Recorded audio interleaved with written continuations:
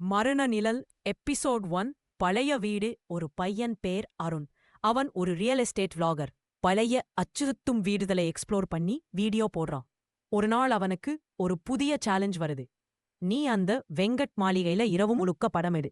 அதுக்குப் பிறகுதான் உன் சேனல் வைரல் ஆகும் என்று அவனோட நண்பன் சொல்றான்.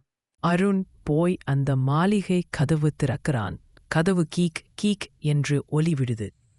அவன் கேமரா ஆன் பண்ணறான். ஹை நண்பர்களே, இன்று நாம் வந்திருக்கிறது வெங்கட் மாளிகை. கேமராவில் அவன் சொல்லிக்கிட்டே இருந்தான். ஆனா வீடியோவின் பேக்ரவுண்ட்ல ஒரு நிழல் மெதுவா அவன் பின் நின்றது. அவன் கவனிக்கல.